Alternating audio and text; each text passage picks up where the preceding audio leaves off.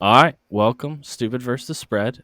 We are in week 13 of the NFL season. Playoff picture coming into view, very much so as we start to get ready, as college football is kind of winding down with their championship weekends and then going into bowl games. So we're very excited for very very meaningful football, especially in the latter half of the NFL season as more divisional matchups happen and whatnot. We only have really one talking point today on the storyline. That's really just the playoff picture in general. Right now, as it stands, the NFC East would be the first division in professional football history to have all four teams make the playoffs. Obviously, that was not possible up until 2 years ago. 2 years, Mike? Yeah, 2 years. Um, Sounds when they right. made the change and added a seventh team, which means there's three wildcard spots, three opportunities for the rest of for the whole division to get in. Right now, the NFC East is that division with Washington having snuck past Seattle after their loss, Washington's win, and then San Francisco overtaking them, them being Seattle in the standings there for first place. Excuse me. So as we kind of look ahead, it looks like we're, at least I would say, in the NFC side, Mike. I don't know if you agree. I think it's going to be difficult for the Vikings to overtake the Eagles, and really they're the only ones in position to do so in the NFC, unless the Eagles really start struggling. And obviously, the Eagles have the tiebreaker with the Vikings because they beat them earlier in the season. So the Eagles will have to have a quite literal worse record than the Vikings because that first tiebreaker is head to head matchup. So it kind of looks like the Eagles will get the bye. On the other hand, in the AFC, the Chiefs have a game right now on the Dolphins and two games on the Titans, but that's a little closer of a race, especially with um, who everyone's playing. Huge week. Mike, I'll pose the question because I posed it before. I'll pose it again. Does the NFC get all four teams into the playoffs? And if not, who takes that spot and who is not in it? Um, I let's see. I'm starting to think they do. Mm-hmm. It's just Seattle seems like they're fading. The Commanders seem like they're coming on. The Giants have not looked good in a couple weeks, but they haven't played terribly. They've just played better teams. They looked okay against Dallas and covered on a miracle by Brian Dable, but um, it's just nobody's playing well enough. It feels like to overtake them. Seattle it has still has the best chance, but they haven't. They've sort of sputtered, like we said. Atlanta and Detroit are next. Green Bay feels like they're out of it. Arizona's a disaster. So the teams behind them just don't feel like they're going to catch this division.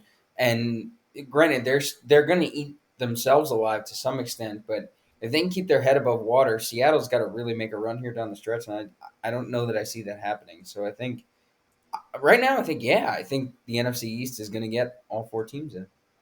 I would agree because right now, so the way it looks, right? So the Commanders and the Giants both have a game lead on the team that's on the outside. The Commanders and Giants play each other this week, so one of them has to lose, right? So ostensibly, you could have now a tie in records depending on how this game goes. But the Seahawks play the Rams this week. That's not an easy matchup. And then their next five games are Panthers, 49ers, Chiefs, Jets, and Rams again.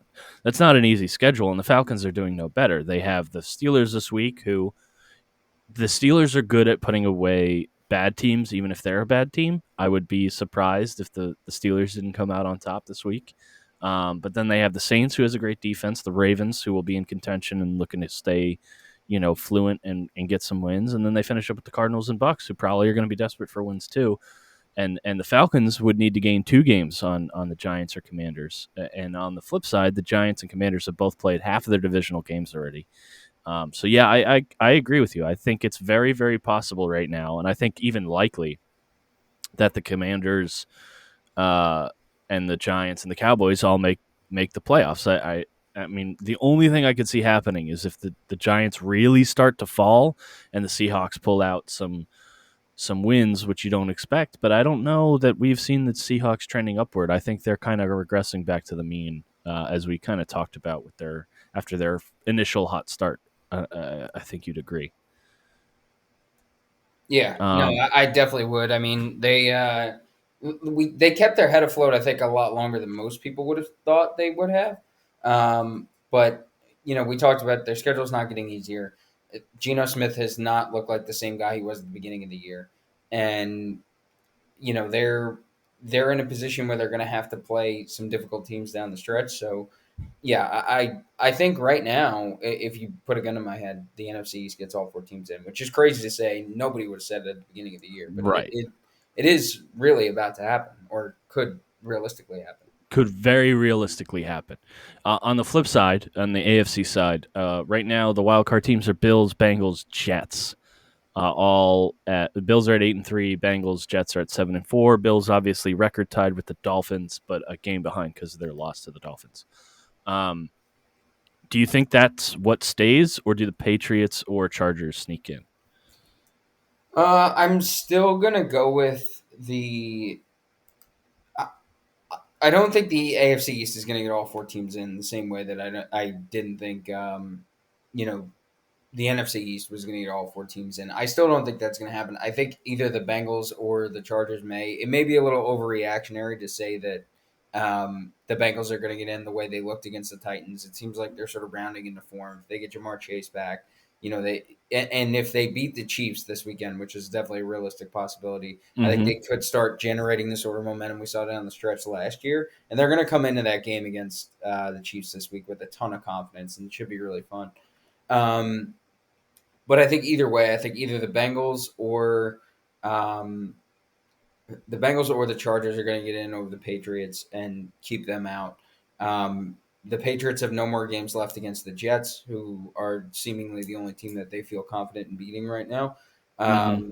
They kind of got hosed at the end of that game against the Vikings, but I still think they just don't feel like a team that's talented enough to get themselves all the way through the finish line. And I'm off them this week. I think Buffalo really puts it to them, and tries to reestablish the dominant team that they were at the beginning of the year. Um, and I think they're going to be the team that ends up getting left out because they still have another game against the Dolphins too. I just think for the Patriots, it's going to be too much of a hurdle. That's not to say I don't guarantee that the Jets get in. It's not just coming from a Jets hate place because I think there's a chance the Chargers down the stretch with their schedule could leapfrog the Jets if Mike White sort of regresses to the mean of who he's supposed to be. So I partially agree with you. Um, here's how I look at it. Right, I think the Jets are probably the team. If someone's gonna fall, I think it's the Jets. I think Joe Burrow is a very good quarterback. I think the Bengals are probably getting things together that they thought they had in the first place, and with that, I think it's going to be hard to catch them. The Jets' defense is fantastic, and Mike White played very, very well against the Bears. Obviously, it's the Bears, so you never know. Their next couple games are at Vikings, at Bills, right? Those are the next two. So we very well could see a Chargers team that overcomes them in the next 2 weeks. The Chargers play the Raiders this week, and then they have the Dolphins at home. I think they can go 1-1 in that. I think the Jets will probably 0-2 against the Vikings and Bills. Although you never know with that defense challenging Kirk Cousins, the Vikings may struggle. But on the flip side, you look at the tail end of the Jets season, they have Lions, Jags, Jets. Or I'm sorry, Lions, Jags, Seahawks. This is the final 3 games before playing the Dolphins in the final game of the season. I think it's very possible we see a Jets team with 10 wins this year. So do the Chargers overcome that? Do they have 10 wins themselves? It's hard to say. They play the Dolphins in 2 weeks, then the Titans, and they finish up with the Rams and the Broncos. So I think it's possible. I see both these teams going 3-3 to end the season. So I don't know that the Chargers really overcome the Jets. So it's my opinion that I think the way we see the playoff picture now, I think if you're a Chargers fan, you need a really good quality win or two, and you need to take care of teams that you should take care of in order to surpass the Jets. Because I don't know that the Bengals or Bills are going to lose enough games to be to be like able to catch them basically, because the Browns may play the Chiefs this week, which they're certainly competitive against. But even if you presume that's a loss, the next games are Browns, Bucks, Pats, and then they finish with Bills, Ravens. So, I mean, they can play those good teams tougher than the others that we mentioned, and I think they could easily go 3-3, if not 4-2, in those games, which obviously would give them the edge over the Chargers. So, well, it's looking good. This is a great slate, by the way. This week we'll kind of transition to this week's week preview. Um, there are 6 games this week with direct playoff implications. We'll go over them, but let's get into our talk. The first game that we'll talk about, Thursday Night Football. Bills at Patriots. Bills are -3.5 or 5.5. Kind of depends where your book is at. There's varying lines. The over/under is 43.5, which a lot of people are betting the under, which is also my pick. But Mike, go ahead, give me what you think. Again, this does have playoff implications. Obviously, if the Patriots want to get in the playoffs, they probably need to beat a team who's currently in the playoffs, in the playoff picture right now. I like the Bills here. I like the Bills. This feels very Bears going to Foxborough sort of game earlier in the season, where granted they had a lot of momentum generated with Bailey Zappi, but I still think I think this week it feels like a game where the Patriots are expected to be competitive. They come off a tough loss. They should be aggravated. Bills didn't look impressive on Thanksgiving against the Lions, although they found a way to get it done. I think that's more an indication of the kind of week that they had playing 2 games in Detroit in the same week. Um, the Patriots obviously riding high. You would say the Bills riding somewhat low. Law of inverses says the Bills should be the more impressive team.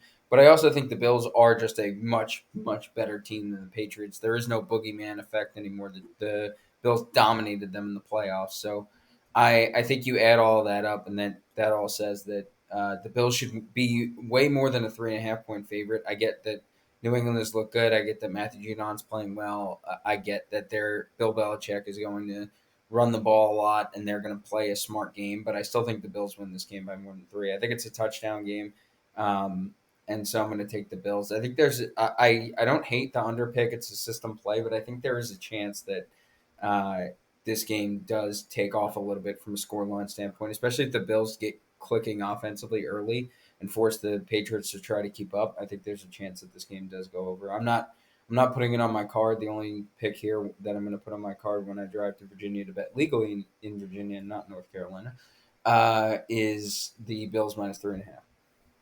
I don't hate the pick. I actually kind of like it. I'll probably ride Bills -3.5 as well.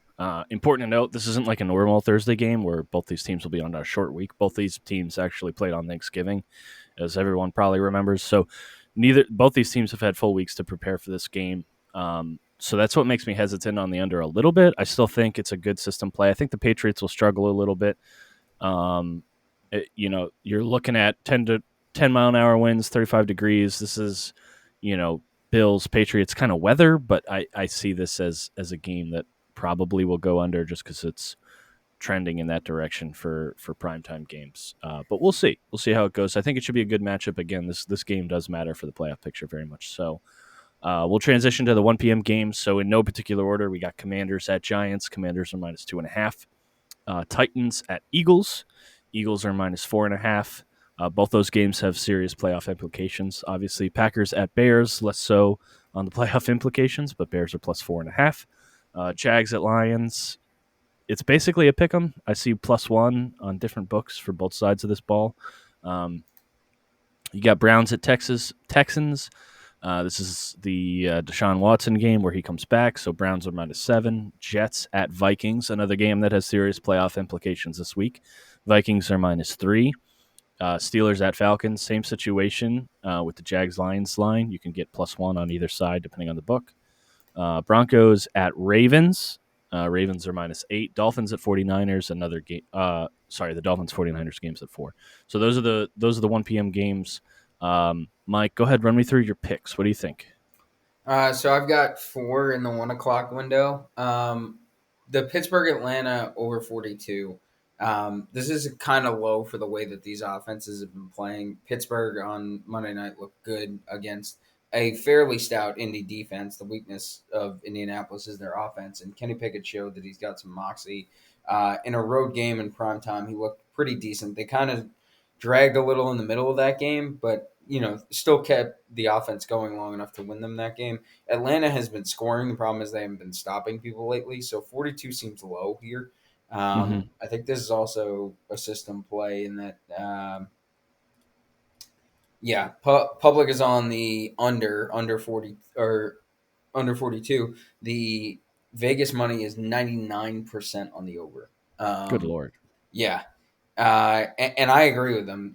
People who have been paying attention think this is pretty clear that these two teams should score combined more than 3 touchdowns apiece. So I like the over there.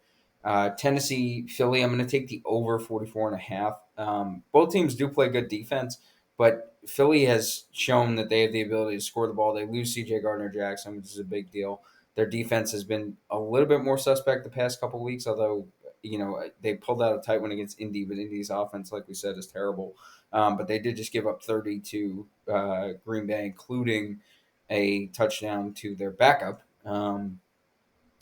That in Tennessee, I know Tennessee normally plays stout defense. I think this game they're going to have to score on the road to keep up with Philly in that rushing offense. I think Vrabel knows that. They have to get out to a lead and force Philly to play from behind.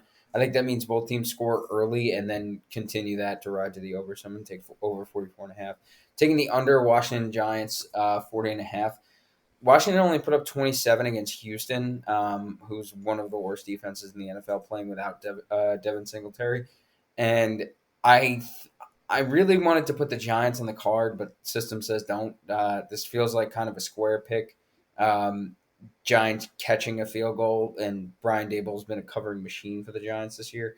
But I do think that this game is going to be ugly, like fundamental run the ball sort of a slugfest.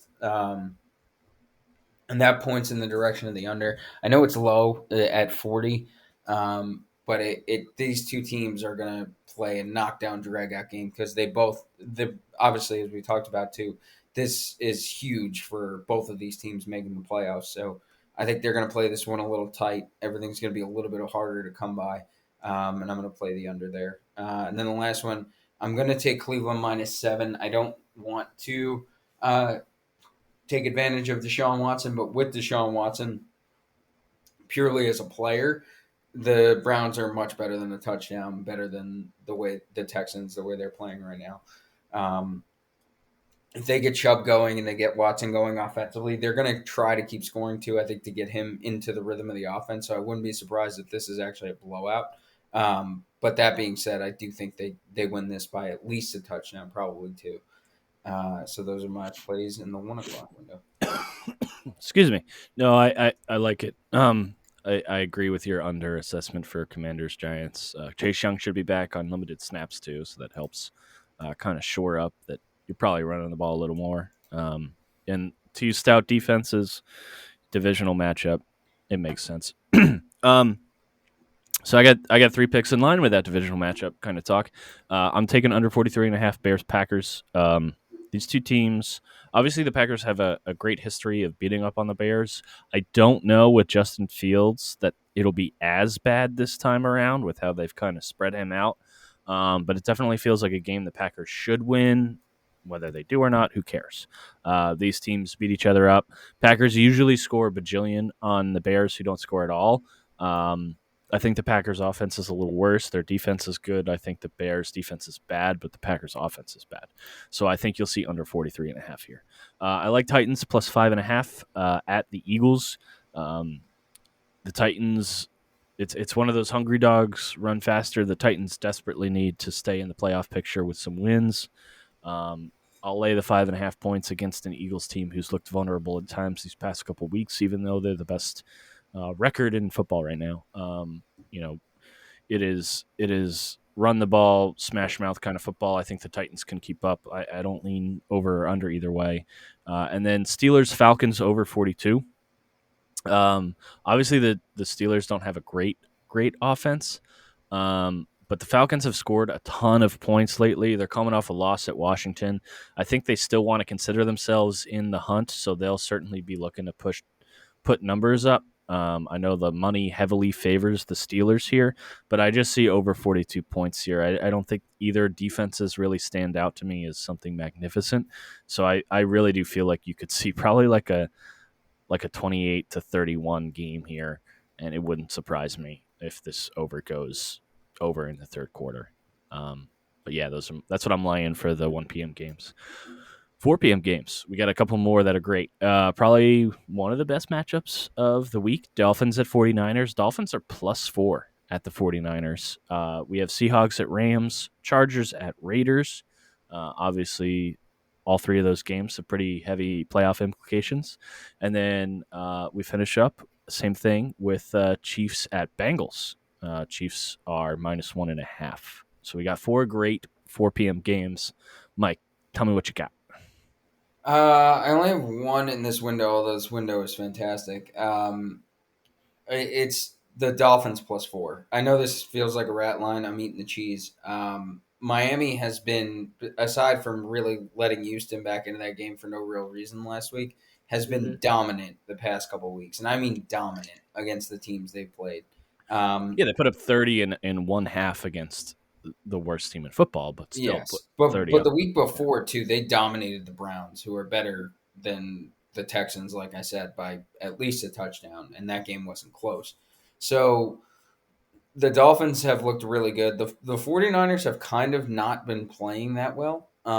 With the other part of this too that doesn't really make sense. The 49ers have won the games they played, but not looked very convincing for who we thought they are. They're a very physical football team, but they haven't looked like the truly well-oiled machine I think everybody expected them to be after the McCaffrey trade.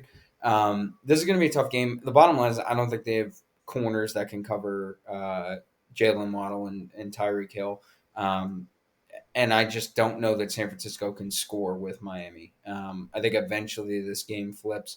I don't wouldn't hate putting a little bit of fun money on the Dolphins money line because I do think that there's a really good chance they go to San Francisco and win this game. Mike McDaniel probably has a little bit, not a chip on his shoulder, but he probably has something to prove in this game going back to play against the 49ers. D'Amico Ryans is a great coach. This is going to be so much fun to watch. But I do think Miami keeps this within 4. I think they probably pull this out. I view it the same. I also have the over here, 46.5. I think with Christian McCaffrey, the 49ers are going to score. I think this is like a classic shootout game, over 46. I think you get 60 points out of this game. I really do. I know that sounds ridiculous. So I'm taking Dolphins +4 based on what you've said. I concur with you. I think Dolphins can win this outright. And I'm also taking them on the over. I also like another twofer on a game. Chargers Raiders over 50.5. The Raiders have shown they can score a little bit. I think they've kind of put some things together after a couple horrible losses in the first half of the season. And I also don't hate that they're laying 2 points right now. Vegas agrees with me. 87% of the money is on the Raiders. So people see something that I don't. So I'm just going to lay the Raiders +2. I like it. Two twofers. I'll probably just parlay the two, save myself the heartache if you go 1-1 on both games. But I do like all both of those games for 2 picks. The And only obviously, thing, the yeah, only thing go that's ahead. weird, the to me the Chargers it's less the system. It's more just this is clearly a rat line, but That too. it is such an enticing rat line. Because you look at this, you say Vegas has won enough to take themselves off the mat, but they still stink, and the Chargers should be rounding into shape and should be very good. And I get it because the Raiders always play the Chargers tough, especially at home. That's where the rat aspect of this comes in. But I still look at it and I'm like the Chargers are maybe a touchdown better than the Raiders. Like two teams neutral field rosters on paper, the Chargers are way better than the Raiders. So this should be easy, Mhm. but it's just I couldn't bring myself to take the Chargers because I know it's a square pick. Yeah. It'll be a good game. I lean Bengals plus 2.5. That's more just me loving Joe Burrow. Uh, I think that's going to be a great game between the Chiefs and the Bengals. But I don't have a pick on either side. I just Yeah. cannot wait to watch that game. And Um, if you're putting any action on Seahawks Rams, God bless you, yeah, because you love football. you figured it out because we have not. Yeah, Although Rams plus 8 is enticing. Um, with okay, Wolford yeah, I take that back. and no Cooper Cup, no Allen Robinson, and a John Wolford at quarterback. Yeah, that's true. I mean, Seattle has not played well, but the Rams are lifeless. They're dead. Well, we're about to find out this week who covers. All right, we'll move on. Last two games of the week. Sunday Night Football, Colts at Cowboys. Colts are plus 11. Over under is, and it just got away from me, the bastard. Over under is 42.5 or 43.5. It opened at 44, dipped down, came back up. So it's kind of bouncing around a little bit. And then we have Saints at Bucks. Over under is 40.5. Saints are plus 4. Mike, go ahead. I'm on the over in the Colts Cowboys. This is a pure Me system too. play. I Me don't too. get it. I don't understand it. Doesn't make any sense. I couldn't give you a reason why this line is where it is based on like Matt Ryan didn't complete a pass last week till the second quarter, and they're asking him to split his share of 44 points. I don't know why Yeah, against Micah Parsons. against Michael Parsons. With an offensive line that can't stop any pass rush whatsoever. I don't understand. I guess they think the Cowboys are going to win 49-0. I don't know. But system says play it, so play it.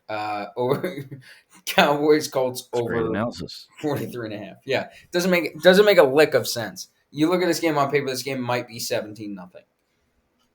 Yeah.